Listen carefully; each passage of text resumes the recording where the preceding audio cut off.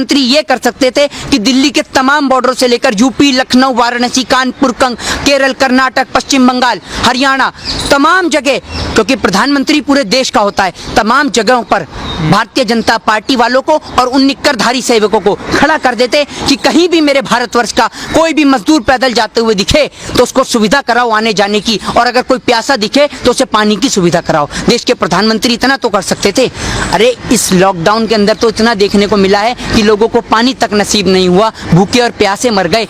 आप मोदी जी इतना तो करा सकते थे कि उनको घर नहीं बेच सकते तो कम से कम उनको उसी जगह पर पानी और खाना तो मुहैया करा देते। मेरे दिल को और मेरे भाइयों मजदूरों को भी बहुत खुशी मिलती। देखिए, रैली का टायर पंचर कर देगी बिहार की जनता, स्वागत के लिए तैयार हैं पुराने जूते और चप्पल, ठीक है, और जिस पे रैली पे रथ यात्रा ये करेंगे उसका पंचर करेगी बिहार की जनता। बिहार के अंदर से शुरुआत होगी भारतीय जनता पार्टी की संपूर्ण भारत से जाने की तैयारी। मोदी जी का झोला पैक हो चुका है और उस झोले को एयरपोर्ट तक मोदी जी जाना चाहेंगे फ्लाइट से तो फ्लाइट से, ट्रेन से जाना चाहेंगे तो ट्रेन से, और अगर मोदी जी पैदल जाना चाहेंगे तो पैदल। इस देश की जनता मोदी जी के झोले को पहुंचाने की तैयारी कर रही है जिस तरीके से। और मैं आपको बताऊं, सबसे बेहतर हैं योगी आदित्यनाथ जी, जो कहते हैं कोरोना खत्म खत्म खत्म। योगी आदित्यनाथ जी के पास ऐसी पॉलिसी है कि अगर कोरोना खत्म नहीं होगा तो झट से खत्म कर देंगे। वो क्या पॉलिसी है? वो पॉलिसी ये है कि भारत का नाम बदल के न्यूजीलैंड कर देंगे। खत्म, अंधभक्त खुश कि भैया कोरोना खत्म, क्योंकि नाम ही बदल गया।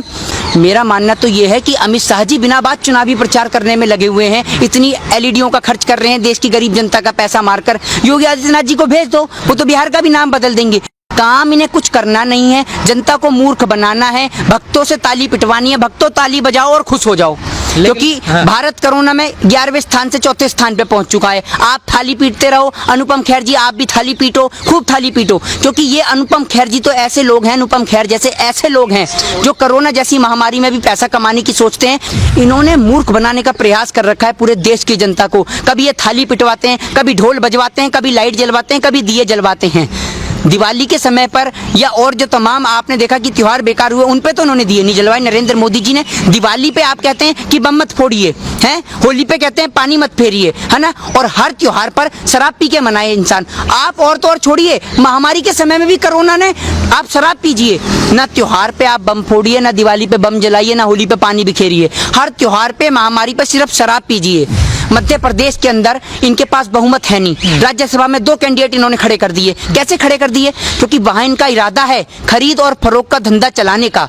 ये पुराने बाजीगर हैं, धंधा करने वाले लोग हैं। ये जो गरीब देश की जनता, जो किसान खून पसीने की कमाई से पैसा कमाता है ना, उस किसान से जाके पूछिए जो पूरे दिन अपना पसीना बहाता है, तब उसका बेटा, आपको पता है जब किसान के फोन पे मैसेज आता है तो उसका पिता उससे कहता है कि बेटा फोन पे मैसेज आया, जाकर देख।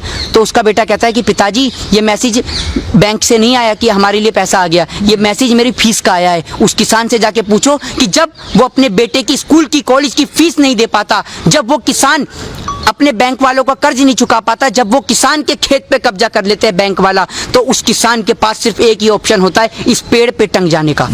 और आप एक बात बताइए कि अगर यही सुविधा, जब एक किसान सड़क पे मरता है, जब एक मजदूर सड़क पे मरता है तो उसको एम्बुलेंस की सुविधा कराई जाती है उसकी डेड बॉडी को उठाने के लिए, अगर यही सुविधा उसको घर पहुंचाने के लिए कर दी जाए तो शायद इस देश का मजदूर कभी ना मरे।